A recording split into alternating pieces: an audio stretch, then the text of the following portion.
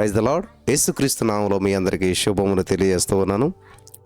ఈరోజు మనం ధ్యానం చేసుకోబోయేటువంటి అమూల్యమైనటువంటి సత్యాలు చాలా జాగ్రత్తగా వినాలని ప్రభు పేరట మనం చేస్తూ ఉన్నాను. చాలా జాగ్రత్తగా వినాలి మీరు. ప్రతికూల పరిస్థితులు ఎదురైనప్పుడే మన యొక్క భక్తి, విశ్వాసము అసలు మనమేంటో అప్పుడు బయటపడుతుంది. అంతా సజావుగా మామూలుగా జీవితం మంచిగా వెళ్తున్నప్పుడు అందరూ మంచిగానే కనిపిస్తారు, అన్నీ మంచిగానే కనిపిస్తాయి. కానీ ఎప్పుడైతే ప్రతికూల పరిస్థితులు ఎదురయ్యాయో అప్పుడు అసలు విషయం బయటపడుతుంది అన్నమాట. ఇక్కడ మనం చదివినట్లయితే, ప్రియులారా, మీరు శ్రేష్టమైన కార్యమును వివేచింపగలవరగుటకు మీ ప్రేమ తెలివితోనూ సకల విధమైన అనుభవ జ్ఞానంతోనూ కూడింది అంతకంతకు అభివృద్ధి పొందాలి. హల్లెలూయా. అంతకంతకు అభివృద్ధి పొందాలంట. ఇక్కడ క్రీస్తు పౌలులో ఉన్నాడు. పౌలు చూపే వాత్సల్యం అతని ద్వారా క్రీస్తు చూపుతున్న వాత్సల్యమే అనేటువంటిది గమనించాలి. క్రీస్తు పౌలులో ఉన్నాడు కాబట్టి పౌలు ఈ విధంగా ఎలా మారాడు, ఎలా చేస్తున్నాడు అంటే పౌలులో ఉన్నటువంటి క్రీస్తే ఆ విధంగా చేయడానికి సహాయపడుతున్నాడు. ఈ సత్యాన్ని గమనించాలి. యేసుక్రీస్తు ప్రభువు పౌలులో ఉన్నారు. పౌలు చూపే వాత్సల్యము, ప్రేమ ఇవంతా ఏంటంటే అతని ద్వారా యేసుక్రీస్తు ప్రభువు చూపుతున్నటువంటి వాత్సల్యం అన్నమాట. గలతీ 2:20 మీరు చదువుకోవచ్చు. పౌలు యేసుక్రీస్తును నేర్చుకున్నటువంటి విధంగా మనం నేర్చుకోకపోతే అతడు ప్రేమించిన విధంగా మనం ప్రేమించడం నేర్చుకోలేము.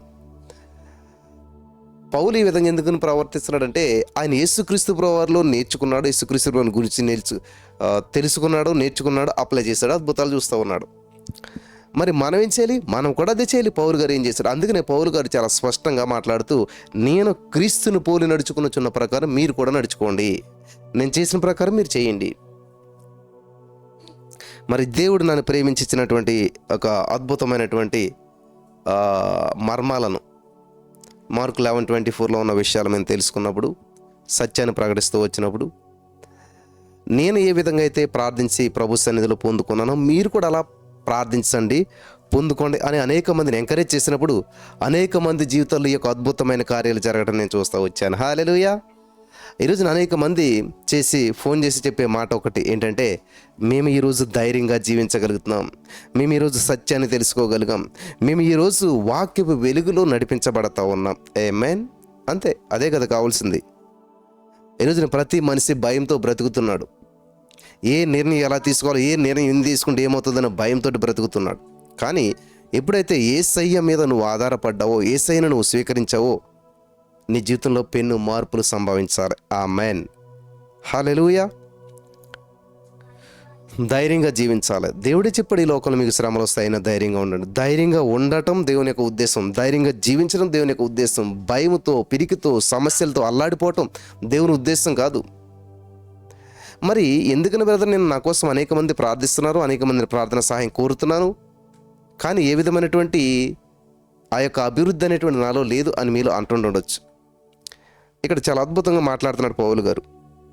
ఆయన క్రీస్తు నుంచి నేర్చుకున్నాడు, దాన్ని పంచిపెడుతున్నాడు. నువ్వు కూడా, ఒక స్టూడెంట్ కూడా ఒక మాస్టర్ దగ్గర నేర్చుకున్నప్పుడు దాన్ని అవలంబించినప్పుడు మాస్టర్ అవుతాడు. ఎంతో కాలంగా మరి ఈ రోజున ఈ మాటలు వింటున్న ప్రియమైనటువంటి సహోదరి, స్నేహితులారా, ఒకవేళ మీ జీవితంలో ఎన్నో మరి కార్యాలు గుండా మీరు వెళ్ళి ఉండొచ్చు, ఎన్నో ప్రతికూల పరిస్థితులు గుండా మీరు వెళ్ళి ఉండొచ్చు. ఏ సిచ్యువేషన్ మిమ్మల్ని ఎలా చేస్తుందో నాకు తెలియదు, కానీ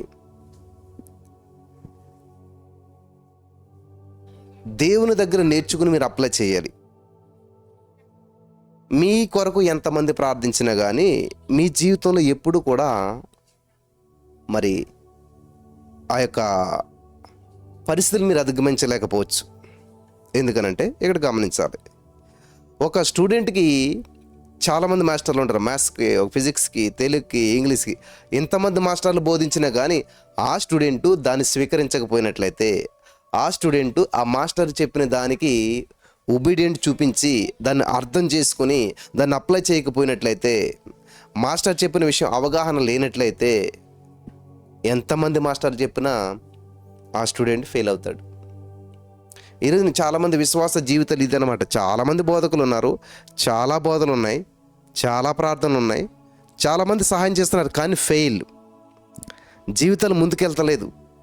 ఆ ఒక్క సమస్య కోసం 100 మంది చేసి ప్రార్థన చేస్తున్నాం, కానీ ముందుకెళ్తలేదు. కారణం ఏంటి తెలుసా? ప్రార్థనలో లేదు సమస్య, ప్రార్థించే వారిలో లేదు సమస్య, నీలో ఉంది సమస్య. అదేంటి బ్రదర్, అసలు మేము సమస్యల్లో ఉన్నాం, ఇబ్బందుల్లో ఉన్నాం, బాధల్లో ఉన్నాం, అనేక మంది ప్రార్థన సహాయం కోరుతా ఉన్నాం, ఏం చేయాలో తెలియక. సమస్య అంతా మాలో ఉంది, లోపమంతా మాలో ఉంది, అసలు మరి మొత్తం అంతా మా మీద పెట్టేశారేంటి, ఆల్రెడీ సమస్యలు అనుభవిస్తుంటే అంటున్నారు కదా. జాగ్రత్తగా వినాలి. నీ బిడ్డ చదువుకోవాలని చెప్పి మంచి స్కూల్లో వేసావు, మంచి ట్యూషన్ మాస్టర్స్ని పెట్టావు, ఇంతమంది చేస్తున్నా కానీ వాళ్ళందరూ చెప్పేటువంటిది ఏంటంటే, మీకు మంచి మార్కులు రావాలంటే మీ బిడ్డ ఇలా చదవాలి, మీ బిడ్డ ఈ యొక్క మరి దాన్ని ప్రాక్టీస్ చేయాలి, ఇలా ఎర్లీ మార్నింగ్ లేచి చదువుకోవాలి, చదువుకున్న దాన్ని చూడకుండా రాయాలి, ఇలాగా ప్రతిదాన్ని ప్రాక్టీస్ చేస్తారు, చేపిస్తారు.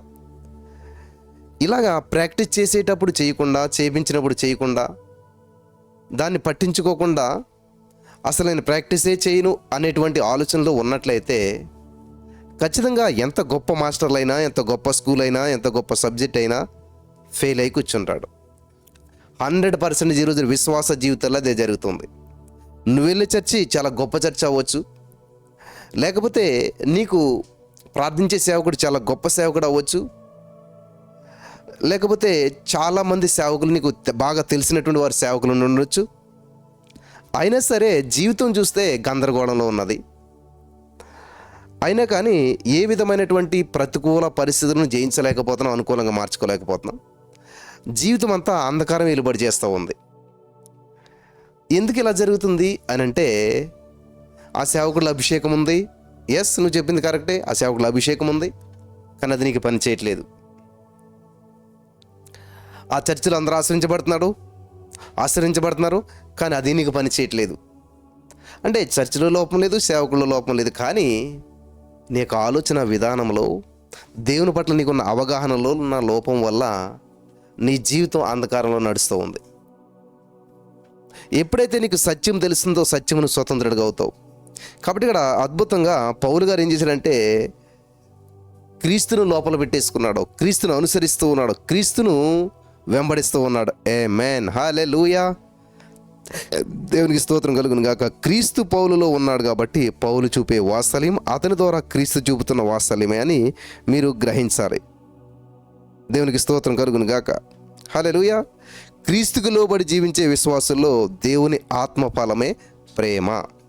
క్రీస్తుకు లోబడే విశ్వాసుల్లో ఏంటంటే దేవుని యొక్క ఆత్మఫలం ఏంటంటే ప్రేమ.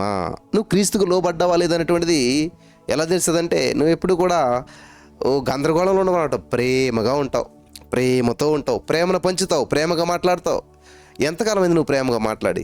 ఎప్పుడు కూడా నువ్వు ఏడుస్తూ, రోదిస్తూ, బాధపడుతూ, కన్నీళ్లు కారుస్తూ, గందరగోళం ఉంటూ మాట్లాడుతున్నావేమో, కానీ ప్రేమతో నీ బంధువులతో, నీ భర్తతో, నీ స్నేహితులతో మాట్లాడి ఎంతకాలమైంది? ప్రేమగా పలకరించి ఎంతకాలమైంది? లేదు. ఎవరిని కదిలించండి, రోదన, వేదన, దుఃఖము పెళ్ళుబుకుపోతుంటుంది, పొంగిపోతుంటుంది. లోపల నుంచి దుఃఖం కదిలిస్తే చాలు గొళ్ళుమని ఏడుస్తారు. నాకు వచ్చిన ప్రతి ఫోన్ కాల్ కూడా మరి వాళ్ళ యొక్క సమస్య చెప్తున్నప్పుడు ఎలుగెత్తి ఏడుస్తూ ఉంటుంటారు. అంటే ఇక్కడ మనం గమనించవలసింది ఏంటంటే, క్రీస్తుకు లోబడి జీవించే విశ్వాసుల్లో దేవుని ఆత్మఫలం ఉంటుంది. క్రీస్తుకు లోబడి జీవించే విశ్వాసుల్లో ఏంటి ఆత్మఫలం? ప్రేమ. ఏది ఎక్కడుందో ప్రేమ? లేదు. అంత రోదన, వేదన, బాధ, దుఃఖము, ఆందోళన. నేను చెప్పేటువంటిది 100% సత్యం అని చెప్పి నేను ఖచ్చితంగా నమ్ముతున్నాను.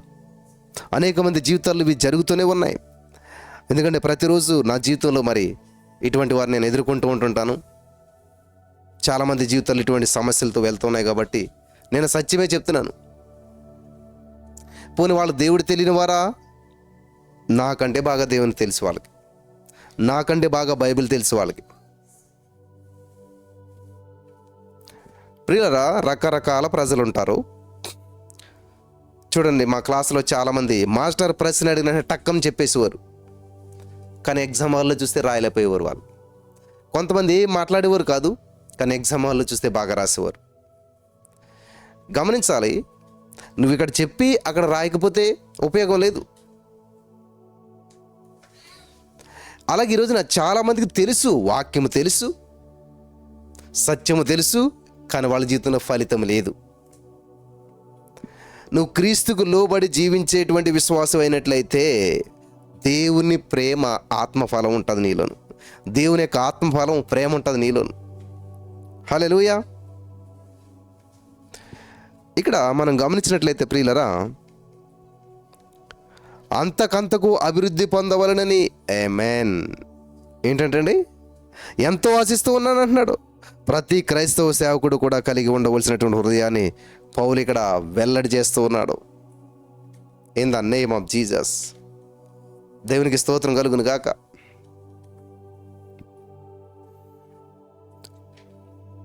ఇక్కడ పౌలు ఎఫెసీ వారి కోసం చేసినటువంటి ప్రార్థనలు, మరి కొలసీ వారి కోసం చేసినటువంటి ప్రార్థనలు పోల్చి చూసినట్లయితే దేవుని ఆత్మ ఈ ప్రార్థనలు చేయించాడు కాబట్టి మనకు జ్ఞానం కలిగేందుకు రాయించాడు. కాబట్టి దేవుడు మనలో ఏమి చేయగోరుతున్నాడో మనం నేర్చుకోవచ్చు. ఈ యొక్క సత్యాన్ని మీరు గమనించాలి ఈ యొక్క వచనాల్లో. హల్లెలూయా. చూడండి, ఇందువలన దేవునికి మహిమయు స్తోత్రమును కలిగినట్లు మీరు యేసుక్రీస్తు వలనైన నీతి ఫలములతో నిండుకుని వారై అంతకంతకు అభివృద్ధి పొందాలి. నీతి ఫలములతో నిండుకుని వారై. చెట్టు దినదినము ఫలించాలి.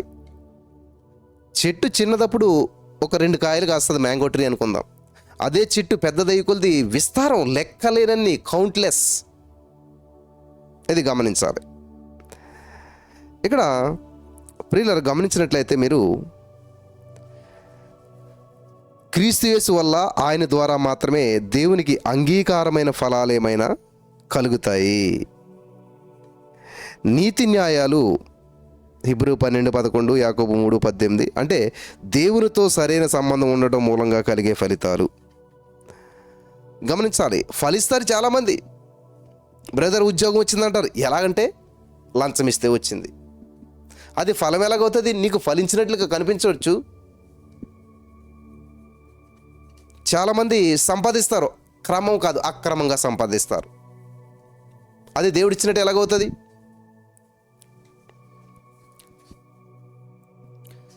గమనించాలి ప్రియులారా, ఫలించడం అంటే ఏదో చాలా రకాలు ఉంటాయి. కానీ సరి అయిన విధంగా క్రీస్తులో ఫలించాలి, క్రీస్తు ద్వారా ఫలించాలి. అది ఏమంటారు, కీర్తనల గ్రంథం 1వ అధ్యాయంలో మనం చూసినట్లయితే ఎంత బాగుంటుంది అక్కడ. దుష్టుల ఆలోచన చెప్పున నడవకుండా, పాపుల మార్గంలో నిలవకుండా, అపహాసులు కూర్చుని చోట కూర్చుండకుండా, యెహోవా ధర్మశాస్త్రం ఆనందించు దివవ్రతం ధ్యానించేవాడు ధన్యుడు. చూడండి, ఎన్ని చేయాలంట, అటు వెళ్ళకూడదు ఇటు వెళ్ళకూడదు, అడ్డదిడ్డాలుగా వెళ్లకుండా నిదానంగా పెరగాలి, నిజాయితీగా పెరగాలి. ఇది గమనించాలి. యెహోవా ధర్మశాస్త్రం ఆనందించాలి అంటే దేవుని వాక్యం లేకుండా కూడా ఎదిగిపోతుంటారు.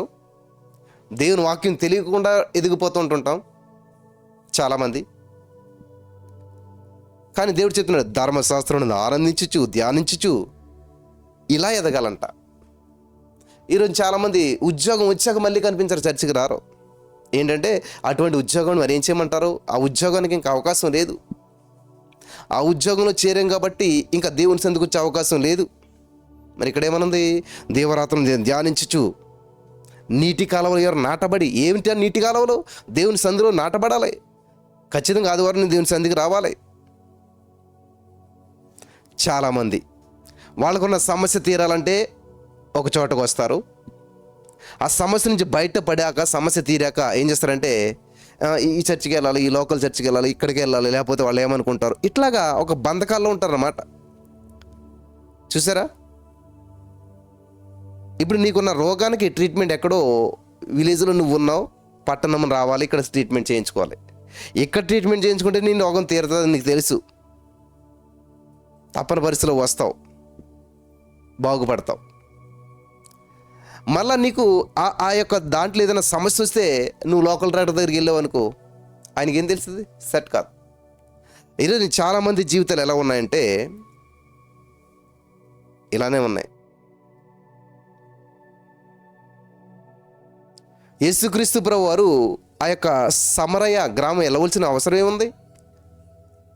ఆమె జీవితాన్ని బాగు చేయాలంటే అక్కడికి వెళ్ళాలి. ఆయన దగ్గరే ఆమె జీవితం బాగుపడుతుంది. 12 సంవత్సరాల రక్తస్రావం కలిగిన స్త్రీ చెప్పాలంటే అనేక సంఘాలు తిరిగింది, అనేక ప్రాంతాలకు వెళ్ళింది, అనేక డబ్బులు ఖర్చు పెట్టింది. కానీ యేసయ్య వస్త్రపు చెంగును ముట్టినప్పుడు మాత్రమే స్వస్థత పొందుకున్నది. ఆమేన్, హల్లెలూయా. ఈ సత్యం మీరు గ్రహిస్తున్నారని చెప్పి నేను నమ్ముతున్నాను. నిజంగా మరి నేను పరిచర్య ప్రారంభించినప్పుడు చాలా అనేక మంది అనేక అద్భుతాలు పొందుకోవటం, అనేక మంది వారి జీవితాల నుంచి విడుదల పొందుకోవడం జరుగుతూనే ఉన్నది. ఇప్పటికీ నేను గమనించినటువంటి విషయం ఏంటంటే ప్రతిసారి నూతనమైనటువంటి వారు కనిపిస్తూ ఉంటుంటారు. మరి పాత వాళ్ళంతా ఏమైపోయారంటే అద్భుతం పొందుకున్నారు, ఆగిపోయారు. దేవుని ఉద్దేశం నీకు అద్భుతం చేస్తుంది నువ్వు ఆగిపోతావని కాదు, సాగిపోతావని, దేవునితో అంటుకట్టబడతావని. ఎవడు నా యందు నిలిచియుండునో వాని యందు నా మాటలు నిలిచియుండునో వాడు బహుగా ఫలిస్తాడు. ఆమేన్, హల్లెలూయా. ఏంటంటే ఇక్కడ చూడండి, బహుగా ఫలిస్తాడు, అతడు చేయనిదంతా సఫలమవుతుంది. ఎప్పుడు? యెహోవా ధర్మశాస్త్రాన్ని ఆనందించు, దేవరత్నం ధ్యానించు. అతడు నీటి కాలువలో నాటబడిన వాడై ఆకు వాడక తన కాలం ముందు ఫలమిచ్చి చెట్టు వలెనుడును. అతడు చేయనిదంతా సఫలమవును. ఆమేన్. బ్రదర్, దేవుడు అప్పుడు అద్భుతం చేశాడు, కానీ తర్వాత ఎందుకు ఎంత ప్రార్థన చేసినా జరగట్లేదు? చూసారా? ట్రాక్ తప్పిపోయావు, రూట్ తప్పిపోయావు. ఇప్పుడు ఎక్కడ నాటబడ్డావు? అప్పుడు నీటి కాలువలో నాటబడ్డావు కాబట్టి నీకు ఆకు వాడలేదు, నీకు సమస్య వచ్చినా సమస్య అనిపించలేదు. నీటి కాలువలో ఎవరినన్న చెట్టుకి ఎంత ఎండ వచ్చినా కూడా అది ఎండ అనిపించదు, ఎందుకంటే అద్భుతమైన నీరు సప్లై అవుతుంది కాబట్టి. అలాగే నువ్వు సరైన సంఘంలో సరైన వాక్యంలో నాటబడినప్పుడు నీళ్లు వాక్యం సమృద్ధిగా ఉంటుంది కాబట్టి ఎటువంటి పాండమిక్ సిచ్యువేషన్ వచ్చినా, ఎటువంటి గందరగోళం నీ జీవితంలో నిలబడి చేసినా, ఎటువంటి సమస్య నీ మీదకి వచ్చినా అది సమస్యగా అనిపించదు. హల్లెలూయా, దేవునికి స్తోత్రం కలుగును గాక. వింటున్నారా? కానీ నీకు అది చిన్న సమస్య వచ్చినా కూడా సమస్యలాగా అనిపిస్తుంది అంటే కారణం నీకు సప్లై లేదు సరిగ్గాను. నీకు సప్లై లేకపోవటం వల్ల నీవు రిప్లై ఇవ్వలేకపోతున్నావు సమస్యకి రిప్లై ఇచ్చే స్థితి నీ దగ్గరికి లేదు కాబట్టి నీ మీదకి సమస్యలు అప్లై చేయనప్పుడు నువ్వు రిప్లై చేయలేకపోతున్నావు. అంతే, ఫలితం శూన్యం. నువ్వు చేసేదంతా సఫలం అవ్వాలంటే ఇక్కడ ఉంది 3వ వచనం చివరిలోనే ఉంది, అతడు చేయిందంతా సఫలం. ఎందుకు సఫలం అవుతుంది అంటే మొత్తం చూడాలి. దుష్టుల ఆలోచన చెప్పున నడవక. నువ్వు నడిచేదంతా దుష్ట ఆలోచన, దుష్టులతోటి దుష్ట తలంపులతో నడుస్తూ ఉంటుంటావు, కానీ సఫలం అవ్వాలి. ప్రేయర్ చేయండి. దేవుని చిత్తంలో లేని వ్యక్తిని ప్రేమిస్తారు, దేవుని చిత్తంలో లేని వ్యక్తితో వెంటపడతారు, శరీరాన్ని సమర్పించుకుంటారు, లాస్ అయిపోతారు. అప్పుడు ప్రేయర్ చేయండి బ్రదర్. ఎలా చేయాలి? ఏమని చేయాలి? నువ్వు నడిచింది ఏంటి? దుష్టుల ఆలోచన చెప్పి నడిచావు, కానీ నేను చేసేదంతా లాస్ అయిపోతుంది, నా జీవితంలో నష్టపోతున్నాను, నా ఉద్యోగం కోల్పోతున్నాను, నా ప్రమోషన్ కోల్పోతున్నాను, నా భార్యాభర్తల మధ్య సంబంధాన్ని కోల్పోతున్నాను. ఇలాగా చాలామంది చాలా చెప్తుంటుంటారు. మరి ఇవన్నీ పరిశీలన చేసుకుంటారా? మీరు దేవునితో రిలేషన్ కరెక్ట్గా ఉందా? మీకు సంఘంలో సమాజంలో రిలేషన్ కరెక్ట్గా ఉందా? మీరు చేసిన పని కరెక్ట్గా ఉందా? గమనించాలి. దుష్టులు ఆలోచన చెప్పి నడవకుండా ఉన్నారా? దుష్టులు చెప్పిన ఆలోచన విని దాన్ని పాటించేస్తున్నావా? ఇలా చేయి నీకు జాబ్ వచ్చేస్తుంది, ఇలా చేయి నీకు మేలు జరిగేస్తుంది, ఇలా చేయి నువ్వు గొప్పడు అయిపోతావు అంటే అలా చేసేసేసి అక్కడ రిస్క్ వచ్చాక అప్పుడు ప్రార్థన చేయండి.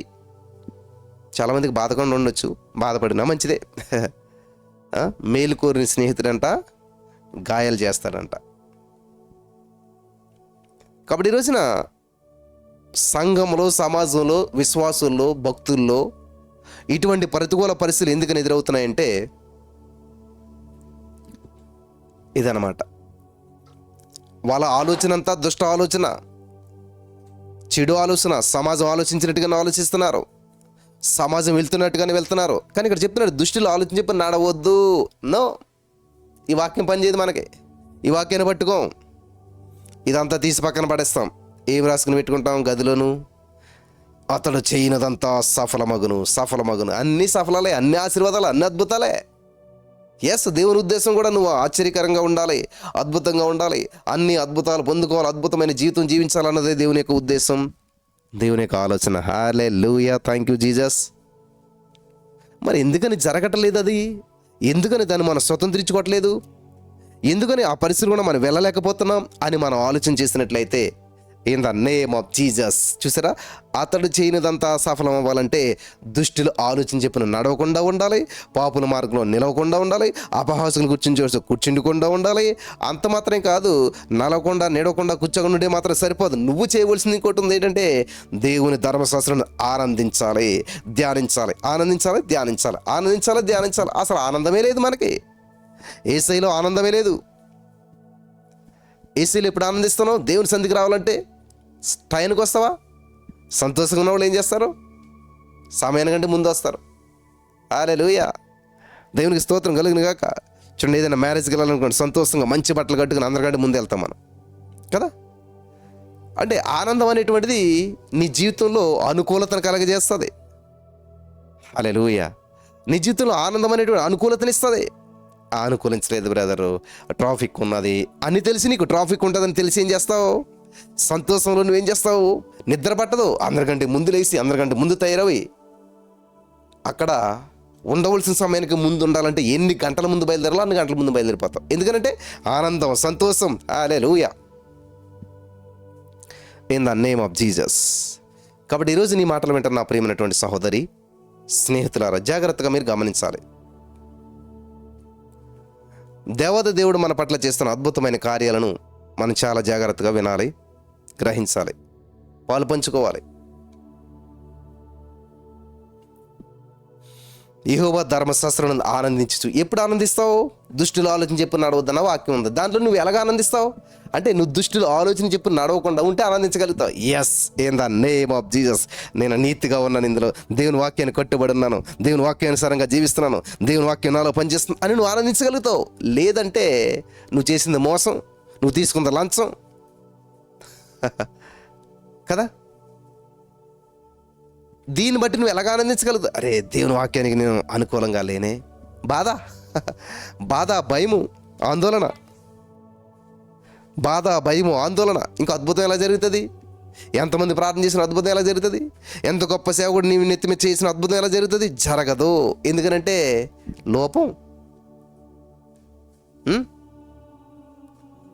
దేవుని ధర్మశాస్త్రంలో దేవుని యొక్క వాక్యం నువ్వు ఆనందించట్లేదు, ధ్యానించట్లేదు. వాక్యానుసారంగా నేను జీవిస్తున్నానా? వాక్యానికి అనుకూలంగా నేను ఉన్నానా? వాక్యపు వెలుగులు నేను నడిపించబడుతున్నానా? వాక్యం నాలో పనిచేస్తుందా? వాక్యం నీలో పనిచేస్తుందా? ఆలోచించండి. వాక్యానుసారంగా జీవిస్తున్నారా? Thank you Jesus. నీ పొరుగు అనేది ఏదో ఆశించొద్దు. నిజంగా నువ్వు ఆశించలేదనుకో, థ్యాంక్ యూ జీసస్. నీ వాక్యం నా కడుపులో ఉన్నది, నా మనసులో ఉన్నది, నా హృదయంలో ఉంది, నాలో ఉన్న పనిచేస్తుంది. యేసయ్యా, నీ వాక్యాన్ని బట్టి నా జీవితంలో అద్భుతం చేస్తావు. నీ వాక్యం ద్వారా నా జీవితంలో నువ్వు కార్యం చేస్తావు. Thank you lord. చూసారా, నిజంగా వాక్యం నీలో ఉన్నట్లయితే చూడండి, ఇక్కడ ఏముంది, ఎంత బాగుంది. దేవుని యొక్క ధర్మశాస్త్రం బట్టి ఆనందించాలి, సంతోషించాలి.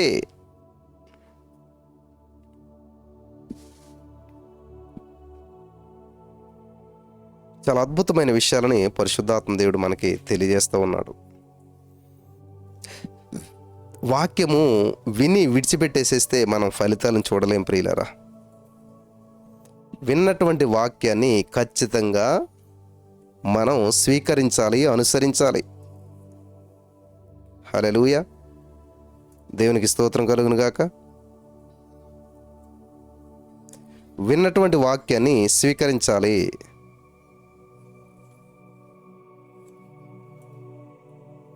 ఇక్కడ మనం గమనించినట్లయితే కీర్తనల గ్రంథం మొదటి భాగంలో ఎంతో అద్భుతమైనటువంటి విషయాలను దేవుడు తెలియజేస్తూ ఉన్నాడంటే,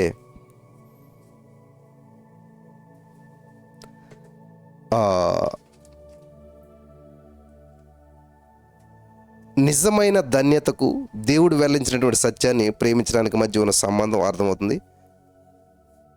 ఎవరైతే ధన్యులుగా ఉంటారో వాళ్ళు చెడు మాటలకు, చెడు విధానాలకు దూరంగా ఉండటమే కాదు, పూర్తిగా వేరొక దానిలో నిమగ్నమై ఉంటారు అని ఆనందిస్తూ ధ్యానం చేస్తూ అనేటువంటి 2 ముఖ్యమైన పదాలు సూచిస్తూ ఉన్నాయి.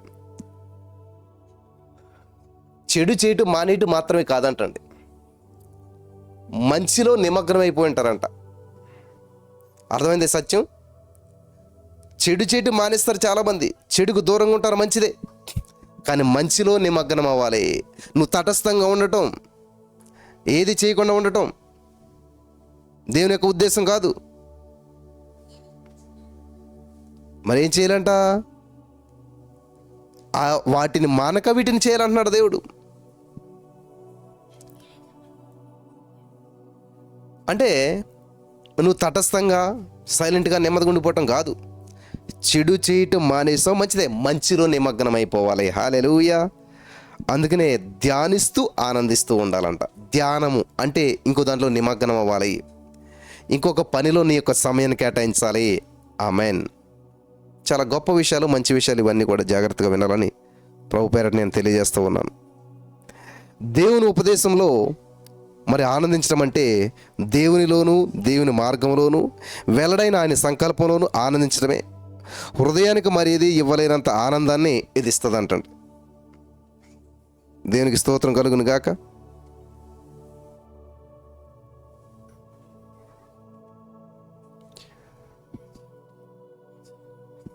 పాడుతూ ఉంటాం మనం. నిజంగా దేవారాత్రులను ధ్యానించేవాడు ధన్యుడు. అంటే దేవుని యొక్క వాక్యంలో ఆనందించడం అంటే ఏంటంటే, నీ వాక్యమే నన్ను బ్రతికించెను, బాధలలో నెమ్మదినిచ్చెను.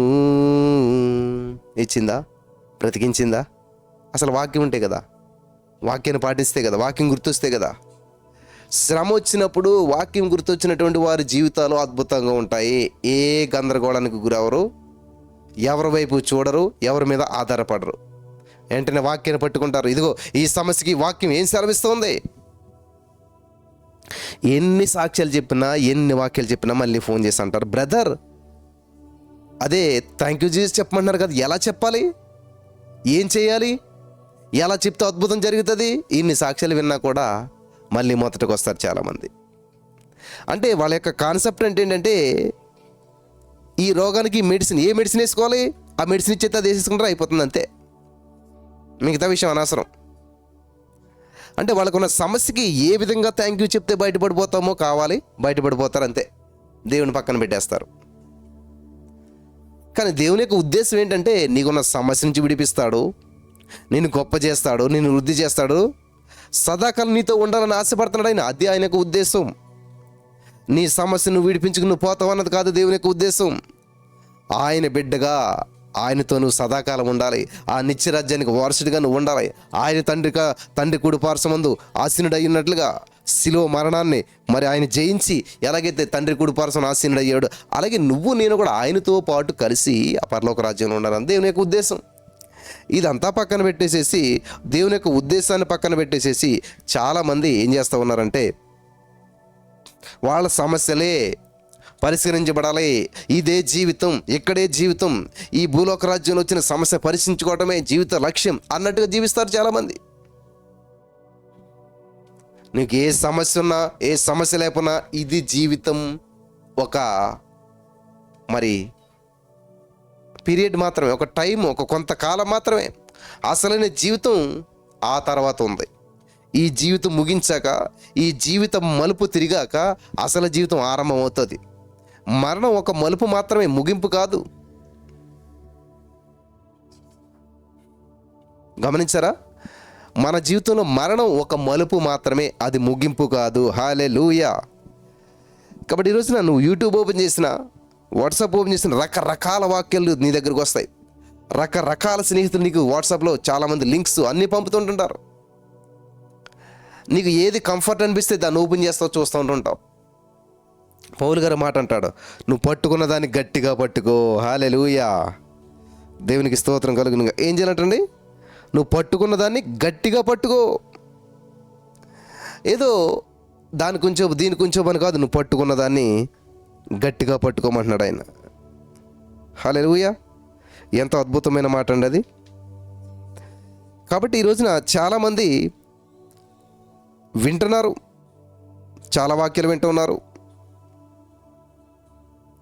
కానీ మరి ఎందుకని ఫలితాలు చూడలేకపోతున్నారంటే పట్టుకోవట్లేదు, వింటున్నారు కానీ. నువ్వు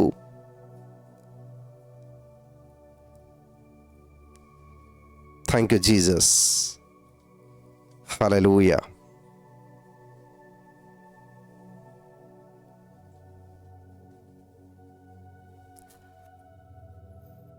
పౌలు గారు చెప్తాడు ఒక చోట మాట, నువ్వు పట్టుకున్న దాన్ని గట్టిగా పట్టుకో. హల్లెలూయా. దేవునికి స్తోత్రం కలుగును గాక.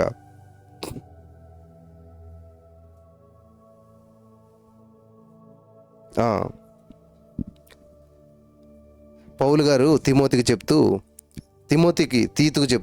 పౌలు తీతుకు చెప్తూ తీతు 1:9 తాను హితబోధ విషయమై జనులను హెచ్చరించుటకును ఎదురాడు వారి మాటలు ఖండించుటకును శక్తి గలవాడునట్లు ఉపదేశమును అనుసరించి నమ్మదగిన బోధను గట్టిగా చేపట్టుకుని వాడునై ఉండవలను. గట్టిగా చేపట్టుకునేవాడు, గట్టిగా పట్టుకోవాలంటే. హల్లెలూయా. దేవునికి స్తోత్రం కలుగునుగా. గట్టిగా పట్టుకుని వాడు ఉండాలంట. కాబట్టి ఈ రోజున ఈ మాటలు వింటున్న ప్రియమైనటువంటి సహోదరి స్నేహితులారా,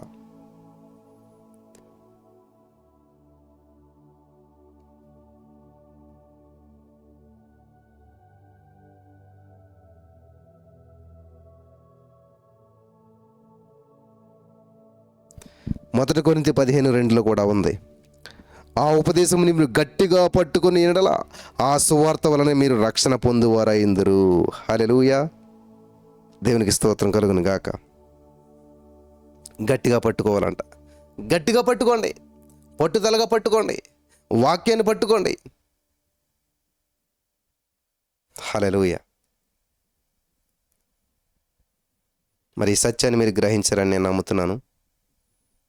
పరిశుద్ధాత్మ దేవుడు మీతో మాట్లాడినాడని చెప్పి నేను నమ్ముతున్నాను. వాక్యాన్ని పట్టుకున్న వాళ్ళు వర్ధిల్లుతూ ఉంటారు. హల్లెలూయా. ఆశీర్వాదాలను స్వతంత్రించుకుంటూ ఉంటారు, ఆందోళనను అనగదొక్కేస్తుంటుంటారు. ఆమేన్. ఆందోళనలను అనగదొక్కాలంటే అద్భుతమైన మార్గం ఏంటంటే వాక్యాన్ని పట్టుకోవాలి, సత్యాన్ని స్వీకరించాలి, సమస్యను సమాధి చేయాలి, వాక్యపు వెలుగులో నడిపించబడుతుండాలి. వాక్యమే సత్యం, వాక్యమే జీవం. ఆమేన్. హల్లెలూయా. కాబట్టి ఈరోజు ఈ మాటలు వింటున్నటువంటి మీలో చాలామంది మరి ఎందు నిమిత్తం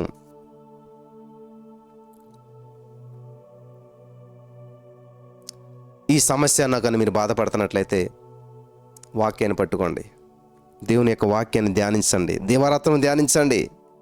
సమస్య వస్తే ఫోన్ పట్టుకుని 10 మందికి మన సమస్యను వెల్లడి చేస్తామే కానీ నీ ఫోన్ పక్కన పడేసి వాక్యాన్ని పట్టుకుని ధ్యానించండి. In the name of Jesus I am believing, I am receiving. Yesayya నాతో మాట్లాడాడు, నా సమస్య నుంచి విడిపించాడు. ఇదిగో ఈ యొక్క 97 కీర్తనలో 15 వచనంలో నా యేసయ్య అని చెప్పాడు, శ్రమలో నాకు తోడుగా ఉన్నాడంట. నా యేసయ్య నాకు తోడుగా ఉన్నాడు, నన్ను విడిపిస్తున్నాడు, నన్ను గొప్ప చేస్తున్నాడు. In the name of Jesus. ఈ శ్రమల్లో నేను నశించను, నేను చావను, నేను సజీవుడినై నా దేవుని మహిమను వివరిస్తాను. ఈ సమస్య నా విజయానికి మెట్టు. In the name of Jesus. Yesobu జీవితం గుంటలో పడటానికి చేయబడలేదు, యేసోబు జీవితం జైల్లో గడపడానికి చేయబడలేదు. యేసోబు గుంటలో పడున్నాడు కానీ గుంటలోనే జీవించలేదు. యేసోబు జైల్లోకి వెళ్ళాడు కానీ జైలు జీవితంతో జీవితాన్ని గడిపేసేయలేదు.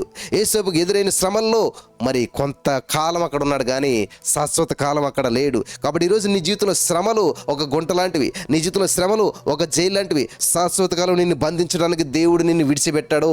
శ్రమల్లో నీకు తోడుగా ఉన్నాడు. యేసోబునకు దేవుడు తోడై ఉన్నాడు, ఆయన సరే గుంటలో పడ్డాడు. యేసోబునకు దేవుడు తోడై ఉన్నాడు, ఆయన సరే జైల్లో పడ్డాడు. కానీ అక్కడ నేర్చుకోవాల్సింది నేర్చుకుని బయటకు వచ్చాడు, రాజ్యాన్ని ఏలాడు. హల్లెలూయా. దేవునికి స్తోత్రం కలుగును గాక. కాబట్టి ఈ రోజున ఈ మాటలు వెంట నా ప్రియమైనటువంటి సహోదరి స్నేహితులారా, నువ్వు వెళ్తున్న మార్గము నీకు అనుకూలంగా లేకపోవచ్చు. ప్రతికూల మార్గాలు గుండా నువ్వు వెళ్తున్నావేమో, ప్రతికూల పరిస్థితులు గుండా నువ్వు వెళ్తున్నావేమో, ప్రతికూలమైనటువంటి మరి ఎన్నో నీకు ఎదురవుతూ ఉన్నాయేమో. అవి నిన్ను అంతమొందించడానికి కాదు, అవి నిన్ను ఆపటానికి కాదు, ఆ సమస్యలు నిన్ను ముగింపటానికి కాదు, ముగింపు చేయడానికి కాదు వచ్చినవే. ఏ సమస్య నీకు వ్యతిరేకంగా వర్ధిల్లదు. దేవుడు నీ పక్షాన ఉన్నాడు. యేసోపునకు దేవుడు తోడై ఉన్నాడని వాక్యం చలవిస్తుంది. ఆయన సరే గుంటలో పడ్డాడు. కాబట్టి దేవుడు మనకి తోడుంటే, దేవుడు మనకు పక్షాన ఉంటే మనకు విరోధంగా రూపించబడింది ఏది వర్ధిల్లదు చెప్పండి. కాబట్టి యేసోపుకు దేవుడు తోడుగా ఉన్నాడు కాబట్టి, యేసోపుకు దేవుడు తోడై ఉన్నాడు కాబట్టి యోసేపుకు వ్యతిరేకంగా రూపించబడిన ఏ గుంట వర్ధిల్లలేదు. యోసేపుకు వ్యతిరేకంగా రూపించబడిన ఏ జైలు వర్ధిల్లలేదు. యోసేపు వర్ధిల్లాడు అక్కడ. ఆమేన్, హల్లెలూయా. పోతీఫర్ ఇంట్లో యోసేపు వర్ధిల్లాడు. కాబట్టి ఈరోజు నా ప్రియమైనటువంటి సహోదరి స్నేహితులారా, నీకు వ్యతిరేకంగా రూపించబడిన ఏది వర్ధిల్లదు. నీవు ఉన్న ప్లేస్లో నువ్వు వర్ధిల్లుతావు, అది నిన్ను బట్టి వర్ధిల్లుతుంది. కానీ నీకు వ్యతిరేకమైంది వర్ధిల్లదు ప్రియులారా. In the name of Jesus. Thank you Jesus. కాబట్టి ప్రతి సమస్య నీ ఆశీర్వాదానికి మెట్ల లాంటివి అన్నమాట. ప్రతి సమస్య నీ ఆశీర్వాదానికి ఒక సోపానంలాగా మార్చుకోవాలి నువ్వు. ఈ నింద వచ్చిందంటే, ఈ సమస్య వచ్చిందంటే నా యేసయ్య నాతోటి ఉన్నాడు కదా.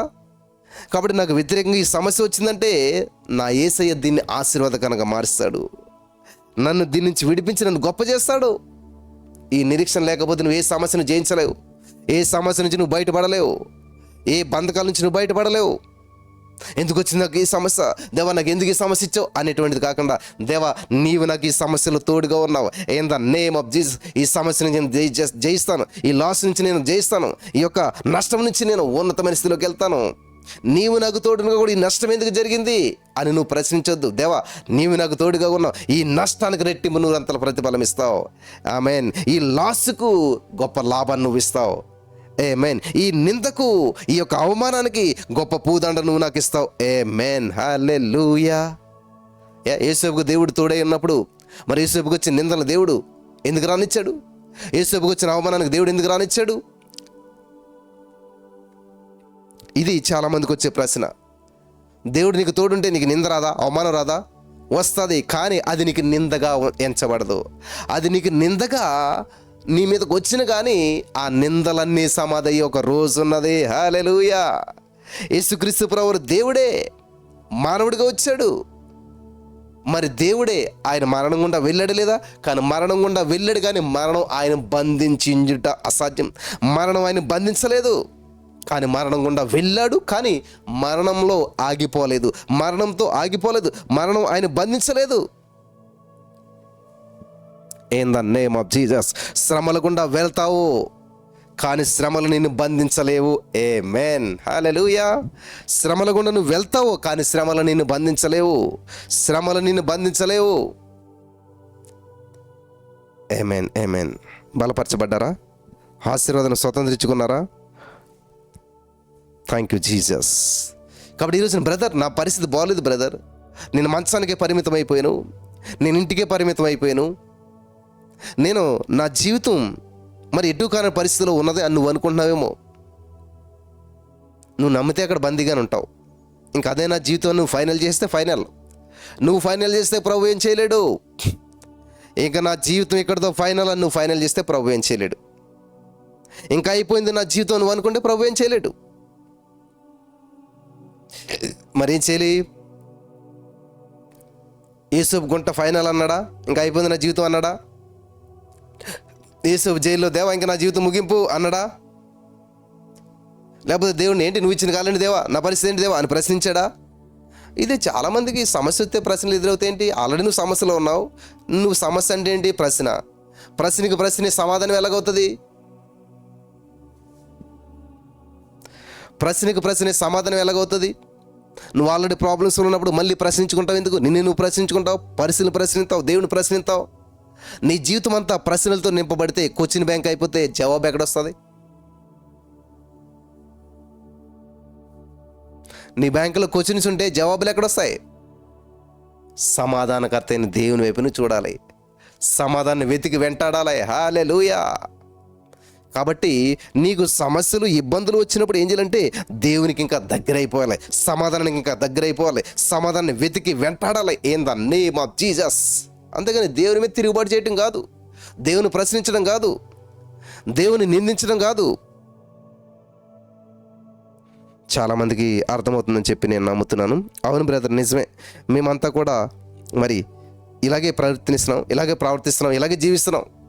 మా జీవితంలో ఎప్పుడు కూడా సమస్య సమస్య సమస్య సమస్య అని చెప్పి, దేవా ఎందుకు ఈ సమస్య, ఏంటి ఈ సమస్య అని చెప్పి ఆల్రెడీ నా సమస్య నేను ప్రశ్నల్లో ఉంటూ మళ్ళీ ప్రశ్న వేస్తున్నాను దేవుడిని. దేవుడి దగ్గర ప్రశ్నలు కాదు, నీకు కావాల్సిన సమాధానం తీసుకో. ఆయన సమాధానకర్త. నీ ప్రతి సమస్యకు పరిష్కారం, సమాధానం ఆయన దగ్గర ఉంది. దేవా ఇదిగో ఈ ప్రశ్నకి సమాధానం ఇచ్చినందుకు వందనాలు దేవా, ఇదిగో ఈ సమస్యకి పరిష్కారం, సమాధానం ఇచ్చినందుకు వందనాలు దేవా అని చెప్పి రిసీవ్ చేసుకో. ఆల్రెడీ సమస్యను ఆయన పరిష్కరించి సాల్వ్ చేసి నీకు జవాబుని సిద్ధం చేసి ఉంచాడు. Hallelujah, amen. Thank you Jesus. What a wonderful God అండి. ఎందుకంటే అనవసరంగా జీవితాన్ని వృధాగా గడిపేస్తారు, సమస్యల్లో గడిపేస్తారు, బంధకాల్లో గడిపేస్తారు. చక్కటి విషయాలు తెలుసుకుని ఆత్మలో వర్ధిల్లండి. పరిశుద్ధాత్మ దేవుడు మీ జీవితంలో గొప్ప కార్యాలు చేయడానికి ఆయన ఇష్టపడుతున్నాడు. యేసయ్య చేసిన ప్రతి సత్యాన్ని వివరించడానికి పరిశుద్ధాత్మ దేవుడు వచ్చాడు. నీతోటే ఉన్నాడు. సర్వసత్యంలో కానీ నడిపిస్తాడు నువ్వు స్వీకరిస్తే. మరి ఈ రాత్రికాల సమయంలో, ఈ యొక్క వర్తమైన చిన్న సమయంలో, మీరు యూట్యూబ్ ద్వారా వింటున్నారో, ఏ సమయంలో వింటున్నారో, ఎప్పుడు వింటున్నారో తెలియదు, కానీ దేవుడు ఈరోజు నీతో స్పష్టంగా మాట్లాడాడు. నీ జీవితం ఎందుకని గందరగోళం ఉండిపోయింది, ఎందుకని ఏ విధమైన ఫలింపు లేదు, ఎందుకని ఏ విధమైనటువంటి మరి ఆ యొక్క చక్కటి అనుభవాలు నువ్వు అనుభవించలేకపోతున్నావు అంటే ఈరోజు దేవుడు నీతో మాట్లాడాడు. ఇదే వార్త మనం పదే వినండి. చాలా అద్భుతమైనటువంటి ఆధ్యాత్మిక సత్యాలు నేర్చుకుంటారు మీరు. పరిశుద్ధాత్మ దేవుడు మీకు అటువంటి కృప చూపించి నడిపించి సర్వసత్యంలోకి నడిపించి బలపరచును గాక. ఆమేన్.